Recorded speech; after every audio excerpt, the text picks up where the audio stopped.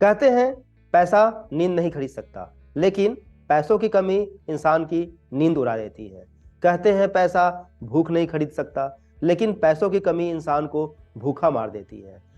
जिंदगी में पैसा सब कुछ नहीं, लेकिन पैसों के बगैर भी जिंदगी नहीं।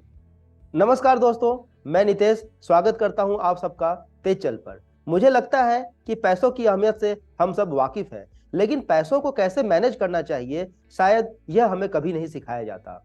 डिफेंस पर्सनल आमतौर पर 35 से 40 वर्ष की कम आयु में ही रिटायर हो जाते हैं और रिटायरमेंट के बाद नए जॉब या नौकरी की तलाश में जुट जाते हैं। लेकिन तेज चल पर जो आज के हमारे गेस्ट हैं, उनका यह मानना है कि यदि डिफेंस पर्सनल अपने पैसों को सही से मैनेज करना सीख जाए तो रिटायरमेंट के बाद उन्हें किसी जॉब या किसी नौकरी की कोई जरूरत नहीं। हाँ, उन्हें काम करना चाहिए अपने पैशन और अपने हॉबीज के लिए। आज हमारे साथ हैं airforce veteran Saurav Shukla, founder Raksha finserv, जो रिटायरमेंट के बाद से अब तक पर्सनल फाइनेंस एक्सपर्ट के तौर पर काम कर रहे हैं। तो आइए मिलते हैं सौरव से।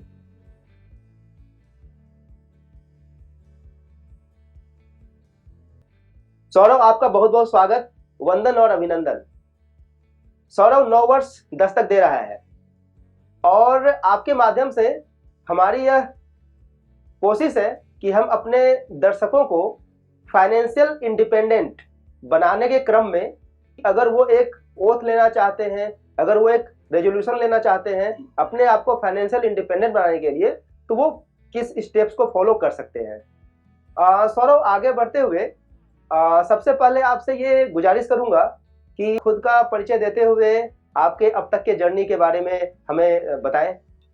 धन्यवाद नितेश, और आपने हमें बुलाया इसके लिए बहुत बहुत शुक्रिया। और सबसे अच्छी बात क्या है कि जो आपने टॉपिक चुना है उसके बारे में हमारे नाते स्कूलों कॉलेजों में कहीं पर हमें पढ़ाया जाता है, ड्यूरिंग सर्विस भी हमारे इसके बारे में कोई जानकारी नहीं दी जाती है। तो ये बहुत ही अच्छा इनिशिएटिव है आपका कि कम से कम लोगों में फाइनेंशियल अवेयरनेस बढ़ाई जाए। और इसके लिए हम आपका तहे दिल से शुक्रिया अदा करते हैं कि आपने हमें ये अवसर दिया अपने प्लेटफॉर्म पे हमें बुला करके। तो जर्नी दोस्त ऐसी रही है कि बचपन का बड़ा संघर्ष का रहा है, और 2003 में हमने सर्विस ज्वाइन करी थी, और उससे पहले की जो एजुकेशन रही है वो बड़ी कठिनाइयों से भरी रही है, बड़ी चुनौतियों का सामना करना पड़ा। और हमारे बहुत सारे अध्यापक थे, अगर वो हमको सपोर्ट ना करते तो हमारी शायद 12th तक की जो भी एजुकेशन उस समय थी जब ज्वाइन करी थी वो भी कंप्लीट ना हो पाती। तो बड़ा मतलब सहयोग रहा उनका। कई लोगों ने फीस ही हमसे नहीं ली, कई लोगों ने क्या करा कि हमारी फीस माफ कर दिया। सरकारी स्कूलों में हम लोग पढ़े हुए थे, बहुत कम वहाँ पर 1-1.5 रुपए मंथली टाइप की फीस पड़ती थी। उसके अलावा जो भी कोचिंग ट्यूशन जहाँ पर भी थे, तो मतलब कुल मिलाकर के हमने बचपन से लेकर के और जब नौकरी ज्वाइन करी थी तब तक एक चीज का एहसास तो हमें हो गया था कि पैसा ना भगवान नहीं है, पर भगवान से कम भी है। बिल्कुल ठीक है। बिल्कुल और बिल्कुल। उस समय, हाँ, उस समय तक ना हम ये समझ चुके हैं। और जहाँ कहीं भी हम अपने नाते रिश्तेदारी में, शादी ब्याह कामकाज में कहीं पर भी जाते थे, तो वहां पर ना पैसे की वजह से ना हमें लोग बड़ी उपेक्षा करते थे, और बड़ी ही मतलब एक नहीं होता कि हीन भावना से देखते थे। तो उस समय हमें लगता था कि हमने ऐसा क्या गुनाह कर दिया कि हमारे पास आज पैसा नहीं है, हमारे पास गरीबी है। पर हमें लगता था कि पैसे की वजह से किसी का सम्मान न करना या अपमान कर देना ये उचित नहीं, ऐसा होना नहीं चाहिए। लेकिन कहीं ना कहीं पैसे की महत्ता जो है वो उसी समय हम समझ गए थे। और मतलब जिस समय हमने सर्विस ज्वाइन करी थी, वो सर्विस अर्ली एज में ज्वाइन करने के पीछे भी ये भी एक रीजन था कि हमें कहीं ना कहीं ये लगता था कि हमारी जो परिवार की आर्थिक स्थिति है उसमें मैं कुछ अगर योगदान कर सकूं तो इससे बढ़कर कुछ नहीं।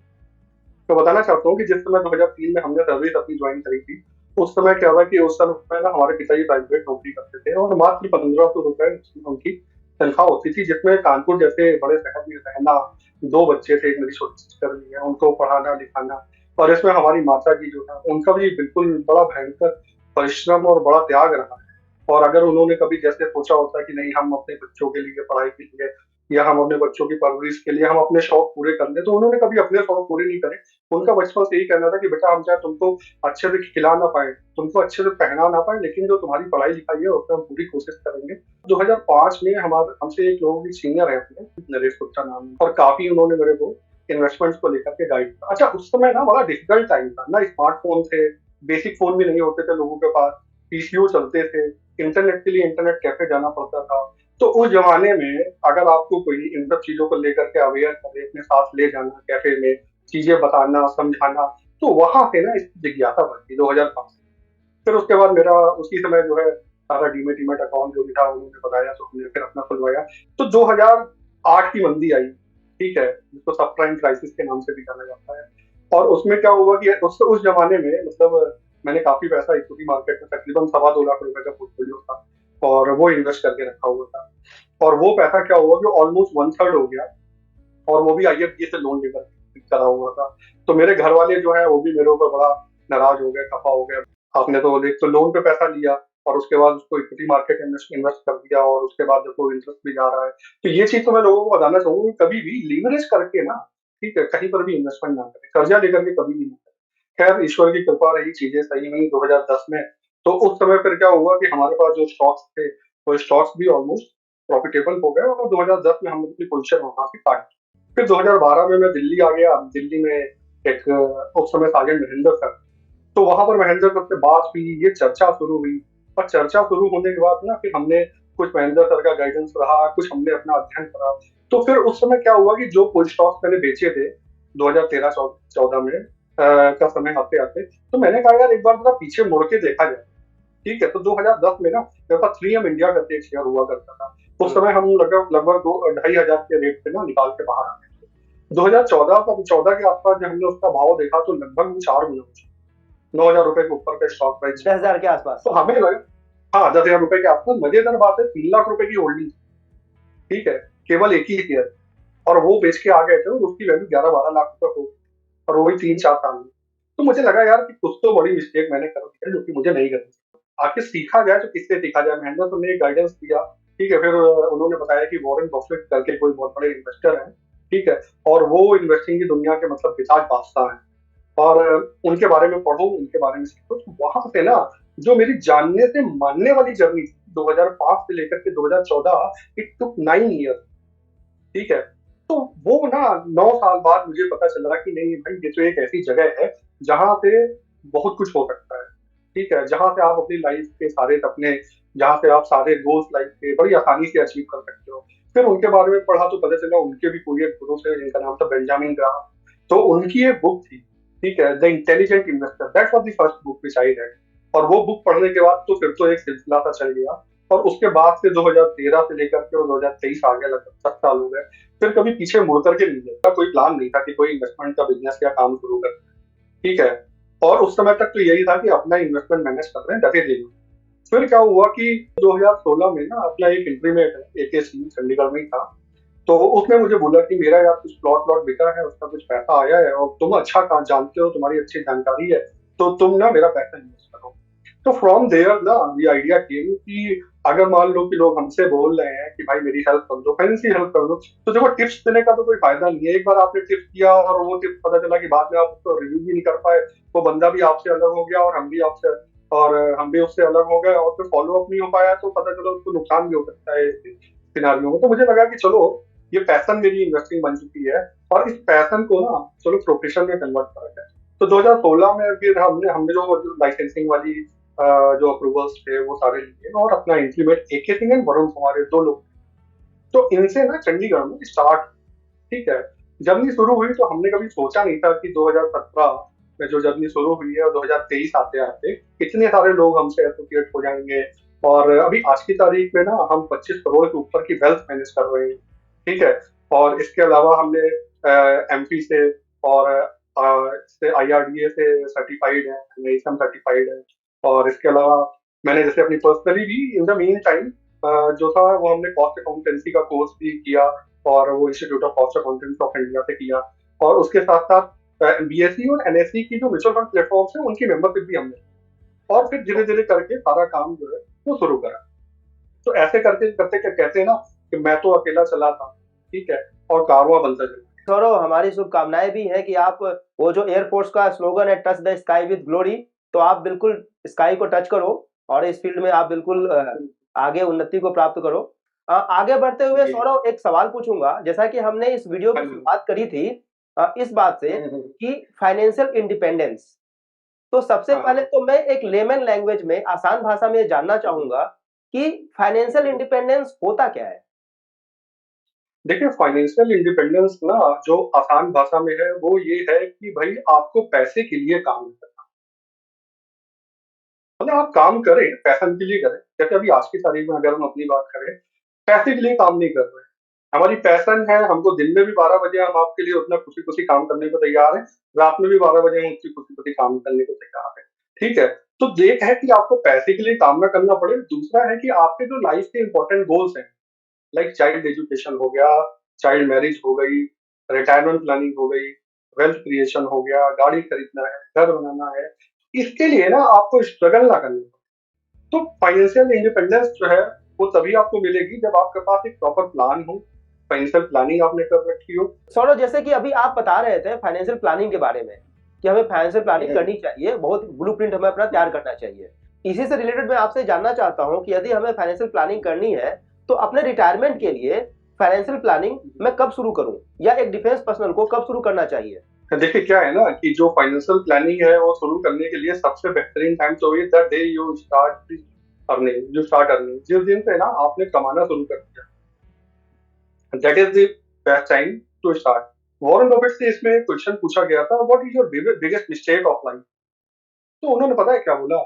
आई started investing at the age of 11 and until 11 I was wasting my time. तो सबसे अच्छा ये है कि भैया जिस दिन ना आपको समझ बोलते ना कि अभी आज की तारीख में अगर कोई नया बंदा है 10 11 12 साल का स्टूडेंट है, उसको जो उसके मम्मी पापा से पैसे मिलते हैं उस पैसे को भी ना उसको इन्वेस्ट करना शुरू कर देना चाहिए, that is the good time. Second है कि जब से आप जॉब शुरू कर रहे हैं, ठीक है, तभी से आपको अपनी रिटायरमेंट प्लानिंग, फाइनेंशियल प्लानिंग शुरू कर देनी चाहिए। और फिर तो तीसरी बात है भाई कि जब जागो तभी सवेरा। तो आज अगर मान लो हमारा ये कोई वीडियो या ऑडियो सुन रहा है, वो देख रहा है और उसको लग रहा है कि उसने देर कर दी है, तो आज से भी शुरू कर सकते हैं। तो अच्छा, बट द बेस्ट टाइम मतलब एज सुन एज पॉसिबल। अच्छा, सौरभ, अगर हमें फाइनेंशियल प्लानिंग शुरू करनी है, समझ आ भी गई, तो हाँ ज्यादातर जो हाँ डिफेंस पर्सनल है उनका जो एक्सपोजर है एफडी या पीएफ तक हाँ सीमित रहता है। हमारा जो एकेडमिक सेक्शन है, जो हमारा एजुकेशन सिस्टम है, वो फाइनेंशियल हाँ एजुकेशन को प्रमोट नहीं करता। तो वो कहीं ना कहीं एग्जैक्टली। एक संशय में रहते हैं, एक डर में रहते हैं कि मैं कैसे सिप में या म्यूचुअल फंड में इन्वेस्ट करूं, नहीं करूं, कहीं ना कहीं एक असहज महसूस करते हैं। आप बोल रहे हो कि फाइनेंशियल प्लानिंग हमें तभी शुरू कर देनी चाहिए जब हम बिल्कुल नौकरी ज्वाइन कर लेते हैं, जब हम अर्निंग शुरू कर देते हैं। एग्जैक्टली। तो हमारा अप्रोच क्या होना चाहिए? अगर हमें नॉलेज नहीं है तो हम किस अप्रोच हाँ को हाँ लेकर के फाइनेंशियल प्लानिंग शुरू करें? देखिए, इसमें सबसे सबसे आसान चीज है कि किसी अच्छे पर्सनल फाइनेंस एक्सपर्ट को, किसी अच्छे प्रोफेशनल को जिसको नॉलेज हो, इनिशियली आप उसकी हेल्प लें, ठीक है, और उसके थ्रू इन्वेस्ट करें। एफडी, पीएफ, ठीक है, और अभी जो रिटायर हो रहे हैं लोग उनके लिए पोस्ट ऑफिस का एमआईएस, आईएएफएसएसजी, इनकी एक ही कॉमन प्रॉब्लम प्रॉब्लम क्या है कि इनके जो रिटर्न होते हैं ना, they are equal to the inflation.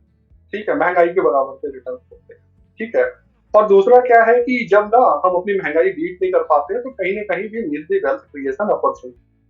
ठीक है, तो यहाँ पर सिंपल है कि भाई हमें ना अगर वेल्थ क्रिएट करनी है, हम अपनी लाइफ को आसान बनाना है, तो हमें इक्विटी में आना ही पड़ेगा। जनरली इसके पीछे क्या है ना कि आखिर लोग घबराते क्यों हैं, ये साइकोलॉजी समझने वाली बात है। क्या रहा है ना कि जो अभी तक इन्वेस्टमेंट्स उन्होंने देखा है अपने दादे परदादे से, उन्होंने यही देखा है कि या तो जमीन जायदाद में लोग इन्वेस्ट कर रहे हैं, या पीएफ या फिक्स डिपॉजिट में इन्वेस्ट कर रहे हैं। मान लो कि हम स्मार्टफोन पे आ गए, पहले वो कटर वाले टीवी होते थे, उनकी जगह ना हम एलईडी टीवी में हम आ गए। साइकिल जब हम लोग चलाते थे, जब ट्रेनिंग सेंटर से पास आउट हुए थे, हमने कार तक पहुंच गए, जहाज में भी सफर करने लगे। ठीक है, लेकिन क्या हुआ कि जहाँ इन्वेस्टमेंट्स की बात आती है ना, तो हम कंजर्वेटिव, तो वहां पर ना अपनी सोच और अपनी अप्रोच बदलने की जरूरत है, और वहां ये समझने की जरूरत है कि the greatest risk in life is not taking any risk. और रिस्क कहाँ नहीं है, रिस्क हर जगह है। बच्चा हमारा ना घर से जब स्कूल के लिए जाता है तो वहां पर भी रिस्क है, सबसे ज्यादा सेफ तो घर पे ही है। हम गाड़ी चलाते हैं, ठीक है, तो वहां पर भी है कि भाई हम क्या बोलते हैं कि अपना सीट बेल्ट बांध के चलते हैं, रेड लाइट पे रुकते हैं। तो जो भी रिस्क है, रिस्क को मैनेज किया जा सकता है, रिस्क को अवॉइड नहीं किया जा सकता, लेकिन हमें पता है कि हमें वो रिस्क लेना पड़ेगा। अगर वो रिस्क लाइफ में नहीं लेंगे हम, ठीक है, तो अपनी जो भी लाइफ के इंपॉर्टेंट गोल्स हैं उनको मीट आउट नहीं कर पाएंगे। एक और सबसे महत्वपूर्ण बात है कि 1986 से लेकर के सन 2000, ठीक है, अपने प्रोविडेंट फंड में भी जो इंटरेस्ट रेट मिला है वो 12% है। एफडीओ की वेबसाइट से आप लोग देख सकते हैं। तो अगर वो 12% का इंटरेस्ट रेट आज भी हमें मिल रहा हो, ठीक है, तो बोलते हैं ठीक है भाई, इट्स वेल एंड गुड। कि आप ना आराम से बिल्कुल सेफर जगह इन्वेस्टमेंट कर रहे हो और आपको वो भी पीएफ का जो पैसा है दैट इज टैक्स फ्री हो, तो 12% टैक्स फ्री है तो कोई दिक्कत नहीं है। बट आज के समय में ना तो पीएफ में वो इंटरेस्ट रेट कहाँ है, ठीक है। और उसके अलावा सिविल में भी अगर आप देखो तो पोस्ट ऑफिस के आईएफएससी वो भी उतना इंटरेस्ट रेट ऑफर नहीं कर रहे हैं। प्लस उनमें लिक्विडिटी इशूज आते हैं, ठीक है, कि 2-2% के एग्जिट लोड्स लगते हैं, 5-5 साल तक रखते हैं, समय पे लॉक आपको इन पैसा नहीं मिलता। लॉक इन पीरियड भी है। लॉक इन हाँ, lock in period is there. Plus उसके अलावा उसमें टैक्सेशन भी आपको पे करना है। 7.6 का अगर इंटरेस्ट रेट है आई में और आप 20% का टैक्स पे कर रहे हो, एग्जिट लोड्स भी है, तो फिर नेट नेट आपके पास बचा। अच्छा सौरभ भाई, आप एक चीज और बताओ मुझे, होता क्या है कि जी जी जैसा कि मैंने पहले भी डिस्कस किया था कि हमारे एजुकेशन सिस्टम में फाइनेंशियल नॉलेज की कमी तो हाँ, है। अब होता क्या है बिल्कुल। कि एसेट्स और लायबिलिटीज इनके बीच हाँ में हाँ हाँ। थोड़ा सा अंतर कर पाना ना, डिफरेंस निकाल पाना हम्म, मुश्किल होता है। और कई लोग ये समझ नहीं पाते कि अंतर है क्या, और लायबिलिटीज इकट्ठा कर लेते हैं। दूसरी बात क्या होती है कि जब वो रिटायर होते हैं, खास करके डिफेंस पर्सनल, तो उनकी उम्र उस समय हो रही होती है 35 से 40 वर्ष के आसपास।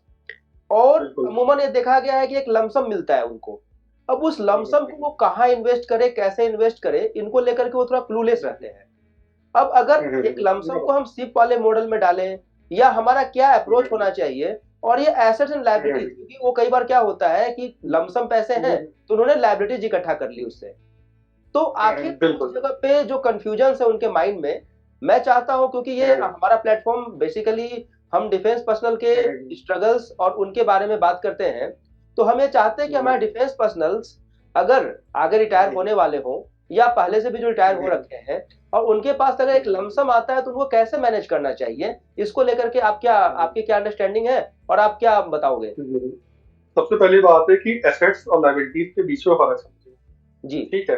तो एसेट्स क्या होती है कि एसेट्स वो होती हैं जो कि आपको कमा के देती है, ठीक है। मतलब सपोज करिए आपने किसी जगह इन्वेस्ट करा और वहां से आपको कोई इनकम आने लगी, ठीक है, तो उसको बोलते हैं एसेट्स, आसान बातों में, ठीक है। और इसके लिए ना वॉरेन बफेट की एक बड़ी फेमस कोट है जिसको बोलते हैं कि always make investments to create a second income, ठीक है। ये जो सेकंड इनकम है ना, ये जो आपने एसेट्स है, लाइक कि आपने इन्वेस्टमेंट शुरू करा, ठीक है, म्यूचुअल फंड्स में, और वहां से जो आपको अर्निंग आनी शुरू हो गई, वो एक तरह से एसेट्स हो गई आपकी। अच्छा, दूसरी जगह क्या है कि लाइबिलिटीज क्या होती है, लाइबिलिटीज होती है कि जो आपके कमाए हुए पैसे को खर्च करवाएं, ठीक है। तो इन जनरल क्या है कि जो हमने अपनी सोसाइटी में देखा है, स्पेशली डिफेंस सोसाइटी में, कि हम लोग क्या करते हैं ना, हम लोग दूसरे को देख करके करते हैं, ठीक है, काम। कैसे दूसरे को देखकर, सामने वाले के घर में गाड़ी आई तो पता चला दिखावे के चक्कर में सामने वाले के, ठीक है, मतलब सामने वाले की चीजों को देख करके, ठीक है। अगर प्रेरित ही होना है तो अच्छी चीजों को लेकर के प्रेरित हो। तो अपने लिए आप धीरे धीरे, क्या होता है कि ऐसे ही ना लोगों को मतलब नहीं होता है कि महंगी ज्वेलरी खरीद लेना, ठीक है, और महंगी गाड़ियां खरीद लेना। गाड़ी की हमें जरूरत थी कि हम 5 लाख रुपए की गाड़ी से भी काम चला सकते थे, बट हमने क्या करा, क्रेटा खरीद ली 15 लाख, ठीक है। तो ये क्या है ना कि एक तरह से लाइबिलिटी होगी। दूसरी चीज है कि अब इससे ना ये आगे के 10 साल में जाकर के पूरी तरह से डेप्रिसिएट हो जाएगी। तो ये कमा के नहीं दे रही है हमारे लिए, एक लोन उसका हम ले लेंगे और फिर उससे ईएमआई पे करेंगे, दैट बिकम अ बर्डन। अभी है क्या, करना कैसे चाहिए, तो देखिए बहुत अच्छी पुस्तक इसके ऊपर मैं लोगों से अनुरोध करूंगा, रिच डैड पुअर डैड, ठीक है।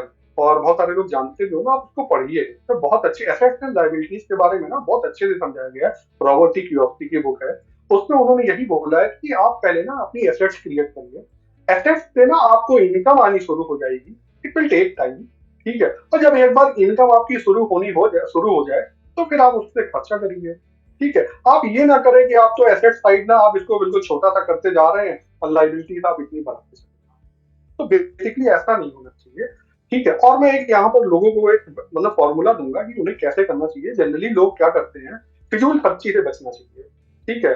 कहते ना, अपने यहाँ कहावत है, बचपन में भी हम लोगों ने बोला था, तो हम लोग को सिखाया गया था, मम्मी को बोला, बूंद बूंद से सागर बनता है ना, तो little drop makes an ocean.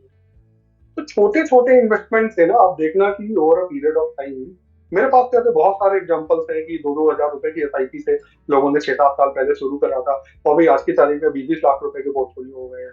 Even कई लोग तो ऐसे भी हैं कि 10 हजार रुपए की एसआईपी से शुरू करा और आज की तारीख में 1 करोड़ के ऊपर के उनके पोर्टफोलियो है, ठीक है।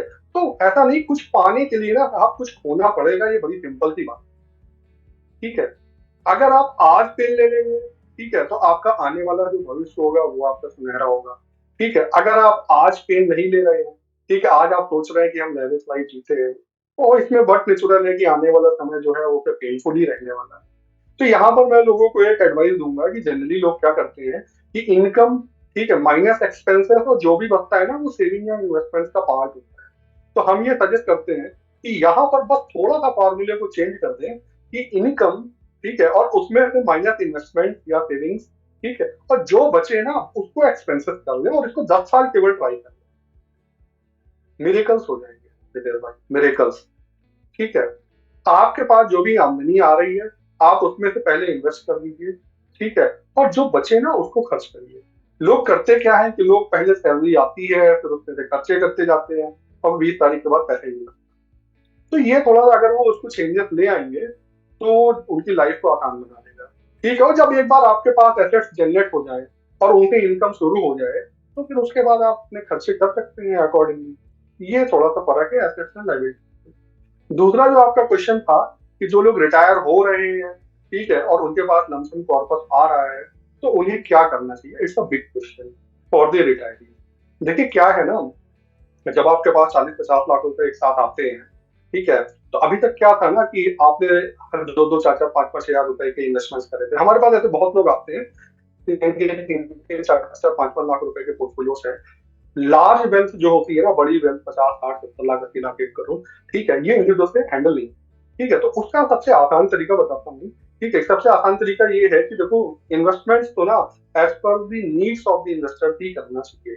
तो बेसिकली क्या है कि जो रिटायरमेंट प्लान अभी जैसे यहाँ पे तो मिड टर्म रिटायरमेंट है, तो यहाँ से 20 साल बाद भी ना रिटायरमेंट होगा, मेन वाला रिटायरमेंट, उसके बाद भी ना 25-30 साल की लाइफ बचती है।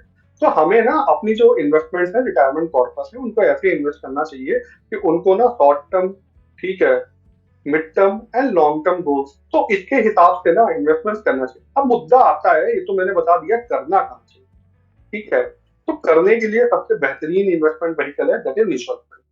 ठीक है, अब mutual fund is a top asset class जहां पर डेट भी होता है, ठीक है, जहां पर इक्विटी भी होता है, जहां गोल्ड भी है और रियल एस्टेट भी है। ठीक है, तो जैसे मान लो कि डेट जो हमारा डेट पार्ट है, तो डेट पार्ट वही होता है जैसे डेट म्यूचुअल फंड, लाइक कि हमारा जो एफडी है सिविल में चलता है, या आईएफएसएसजी हो गया, ठीक है, या उसके अलावा पोस्ट ऑफिस का एमआईएस हो गया। तो इसके कंपैरिजन में, ठीक है, ये डेट इंस्ट्रूमेंट्स हैं और इसके कंपैरिजन में हमारा डेट फंड्स होते हैं। Equity is a high growth vehicle, तो जो जो हमको लंबी दूरी तक जाना है, लंबे समय तक के लिए निवेश करना है, उसके लिए इक्विटी है। अगर हमको गोल्ड खरीदना है तो गोल्ड ना हम म्यूचुअल फंड जो है गोल्ड म्यूचुअल फंड भी होते हैं, उसमें गोल्ड म्यूचुअल फंड में इन्वेस्ट करके, ठीक है, हम गोल्ड की जगह, फिजिकल गोल्ड की जगह डिजिटल गोल्ड भी खरीद सकते हैं। ठीक है, और रियल एस्टेट में अगर आपको इन्वेस्ट करना है तो उसके लिए भी हमारे पास रियल एस्टेट के म्यूचुअल फंड होते हैं जिनको बोलते हैं रीट एंड इन्विट। ठीक है, real estate investment first and infrastructure investment first. तो आज की तारीख में सबसे इंपॉर्टेंट व्हीकल जो है that is mutual fund, and mutual fund is a top asset class and we can invest through mutual fund. अब रही बात कितना पैसा कहाँ इन्वेस्ट करना है, तो इसके लिए आप किसी पर्सनल फाइनेंस एक्सपर्ट से सलाह ले लें, ठीक है, जिस पे भी आप भरोसा करते हो या जिसको भी आप जानते हो। कि लोग ना इन्वेस्टमेंट एक्सपर्ट से बात करने में हिचकिचाते हैं, उनसे सलाह नहीं लेना चाहते हैं। ठीक है, वो सोचते हैं कि अगर हम उनसे सलाह लेंगे तो उनको कुछ फायदा हो जाएगा। आप इसको ऐसे सोचो कि अगर कोई स्टूडेंट ये सोचे कि टीचर जो है ना, वो हमसे फीस ले रहा है और हमको पढ़ा रहा है और हमें शिक्षा दे रहा है, ठीक है, तो कभी वो स्टूडेंट ग्रो हो पाएगा अपनी लाइफ में? कभी नहीं। एक्चुअली क्या है कि मुझे लगता है कि जैसे कंसल्टेशन एंड सर्विसेज, बेसिकली इनको लेकर के भी ना भारत में बड़ा अनअवेयरनेस है। हम लोगों को कहीं ना कहीं ये भी चीज नहीं सिखाया जाता कि कंसल्टेशन और सर्विसेज ऐसी चीजें हैं जहां से हमें वैल्यू मिलता है, और यदि कहीं से वैल्यू मिल रहा है तो हमें उसके लिए कुछ ना कुछ पे भी करना पड़ेगा। तो ऐसे समझिए महाभारत के युद्ध में अर्जुन इतने बड़े धनुर्धर थे, लेकिन उनको भी एक सारथी की जरूरत। हमारा जो जीवन है, जो पर्सनल फाइनेंस मैनेजमेंट जो है, ये भी किसी युद्ध से कम है। ठीक है, और यहाँ पर अगर हमें कोई अच्छा सारथी मिल जाए जो कि हमारी पर्सनल फाइनेंस वाली नैया को पार लगा दे, तो बिलीव मी 90% जो समस्या है लाइफ की वो खत्म। सौरव, आपने ये बताया था कि जो पैसे डिफेंस पर्सनल पीएफ या एफडी में रखते हैं तो कहीं ना कहीं वो आगे चल के डेप्रिशिएट हो जाती है या फिर वो एनुअल इन्फ्लेशन को बीट नहीं कर पाती।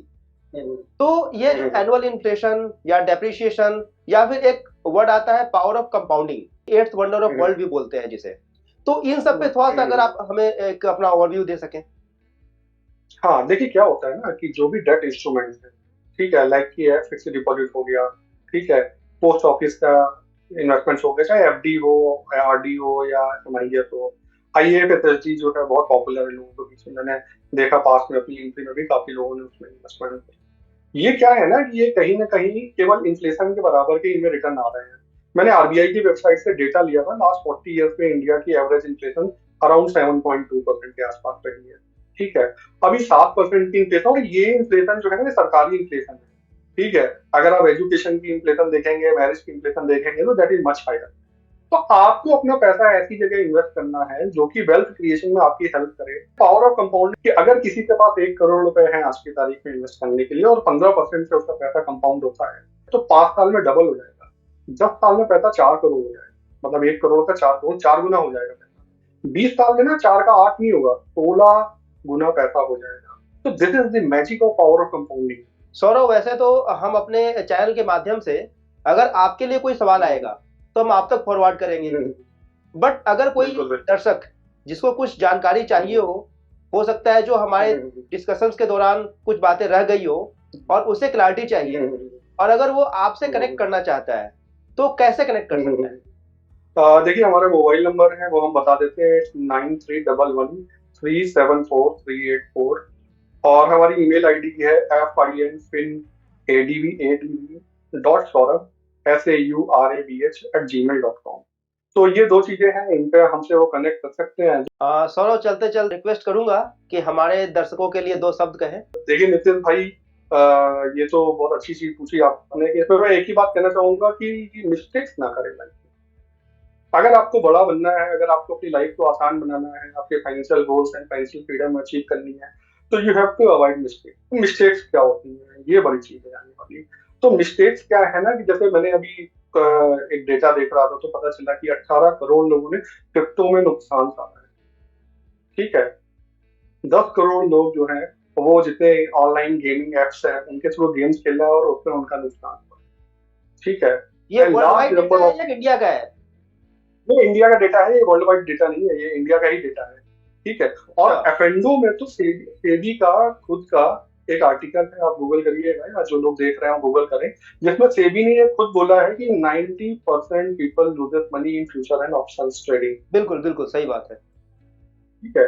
तो हमारा ये है, और चौथा जो है वो ये है कि भाई जो इस तरीके की क्विक मतलब गेटिंग रिच क्विकली ना, इससे बच के रहना।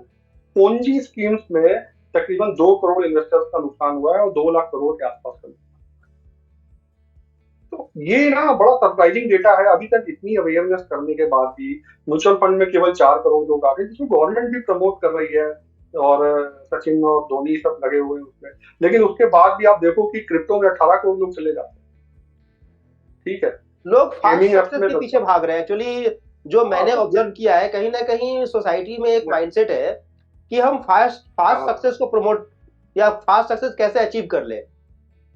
हाँ, तो देखो गेटिंग रिच क्विक ना, इट इज नॉट पॉसिबल, ठीक है। एक रात में कोई अमीर नहीं बनता है, सिंपल सी बात है, ठीक है। Creating wealth is a long term process and it will take time, ठीक है। ऐसा नहीं हो सकता है कि मतलब आप 4 दिन 6 दिन या 2 महीने में आपका बहुत सारी पोंजी स्कीम्स और लोग। तो आपको क्या करना है कि वॉरेन बफेट का एक रूल है जिसको बोलते हैं कि नेवर लूज मनी।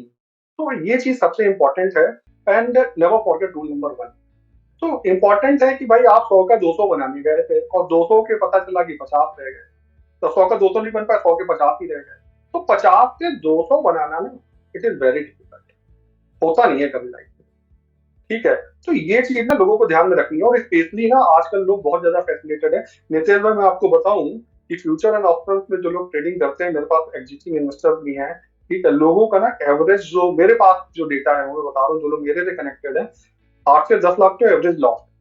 पर ऐसे ऐसे भी अपने इंट्रीमेट्स हमको मिले जिनका 30 से 40 लाख रुपीज का लॉस हुआ है फ्यूचर एंड ऑप्शंस में, अपने इंट्रीमेट्स की बात करें तो। इसलिए ना अब ये बड़ा इंपॉर्टेंट है कि इसीलिए मैं बोलता हूँ कि भाई पैसा चाहे कम बने चल जाएगा, पैसा जाना नहीं चाहिए, ठीक है। तो ये है, ये चीज हो गई। और दूसरी चीज मैंने आपको बताया है कि ये जो मतलब आजकल जो चल रहा है कि भाई quick money quick money quick money, तो इसके चक्कर में ना पड़े, ठीक है, और इससे दूर रहें। और तीसरा है कि never mix insurance and investment, ठीक है। जनरली लोग क्या करते हैं, नॉर्मल पॉलिसीज में ले लेते हैं, ना तो प्रॉपर इंश्योरेंस होती है और ना ही प्रॉपर इन्वेस्टमेंट होती है। तो इंश्योरेंस एंड इन्वेस्टमेंट इनको अलग अलग रखना चाहिए। इंश्योरेंस के लिए आपके पास प्रॉपर इंश्योरेंस होना चाहिए जिसको हम टर्म प्लान बोलते हैं, ठीक है। और इन्वेस्टमेंट्स के लिए आप प्रॉपर गोल बेस्ड इन्वेस्टिंग करिए through mutual fund, that is the best route. और दूसरी बात है कि मार्केट के अप एंड डाउन के हिसाब से हमें इन्वेस्ट नहीं करना है, ठीक है। हमें इन्वेस्ट करना है अपनी नीड के हिसाब से, अपने गोल के हिसाब से, बिकॉज मार्केट का तो जनरल नेचर है कि अप एंड डाउन होता ही रहेगा मार्केट। और मार्केट में यहाँ सबसे इंपॉर्टेंट चीज है कि भाई आपको ना रेगुलर इन्वेस्टिंग करनी है, लॉन्ग टर्म इन्वेस्टिंग करनी है और डिसिप्लिन इन्वेस्टिंग। तो यही आपके दर्शकों के लिए मेरी तरफ से एक छोटी सी एडवाइस है, one piece of advice. Saurabh, आप अपने अति व्यस्त जीवन में से हमारे लिए इतना समय निकाले, इसके लिए हम आपके बहुत बहुत शुक्रगुजार हैं। बहुत बहुत धन्यवाद, बहुत बहुत आभार। Thank you Nitish, and thanks for calling me on your platform. And सभी आपके जो दर्शकों को नए साल, आने वाले नए वर्ष की हार्दिक शुभकामनाएं, और वो अपने जीवन में नई नई ऊंचाइयां छुए, नई नई बुलंदियां छुए और खूब तरक्की करें, ऐसी शुभकामनाओं के साथ, ठीक है। हृदय से धन्यवाद आपका और आपके दर्शकों का। Thank you. तो दोस्तों, ये थे रक्षा फिनसर्व के फाउंडर सौरभ शुक्ला, जिन्होंने हमें बताया कि हम फाइनेंशियल इंडिपेंडेंस अचीव करने के लिए क्या क्या कर सकते हैं।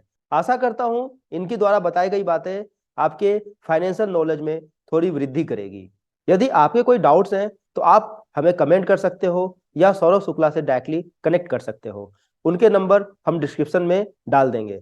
और चलते चलते एक छोटा सा डिस्क्लेमर, तेज चल किसी भी रूप में मार्केट पार्टिसिपेशन को प्रमोट नहीं करता है। यदि आपको मार्केट में पार्टिसिपेट करना है तो प्लीज अपने रिसर्च जरूर करें। निष्ठा, धैर्य, पराक्रम और बलिदान, ये है भारतीय सैनिक की पहचान। वे भारतीय सैनिक जिनके लिए परिवार से पहले देश आता है। वे भारतीय सैनिक जिनकी शौर्य गाथा दुश्मन भी गाता है। वे भारतीय सैनिक जो तिरंगे के लिए हंसते हंसते अपनी जान तक कुर्बान कर जाता है। वे भारतीय सैनिक जिनके भरोसे हर हिंदुस्तानी अपने घरों में चैन की नींद सो पाता है। परिस्थितियां कैसी भी हों, चुनौतियां कुछ भी हों, भारतीय सैनिक कभी हार नहीं मानते, कभी नहीं रुकते। सैनिकों के कभी भी हार मान के ना रुकने के इसी जज्बे को हम सलाम करते हैं और इनके सम्मान में इन्हीं से प्रेरित होकर हम लाए हैं तेज चल, एक ऐसा यूट्यूब चैनल जिस पे हम सेवानिवृत्त सैनिकों के संघर्षों को जानेंगे और जानेंगे कि कैसे उन्होंने सेवानिवृत्ति के बाद भी रुक जाने को स्वीकार नहीं किया तथा देश और समाज के कल्याण के लिए कार्यरत एवं प्रयासरत हैं।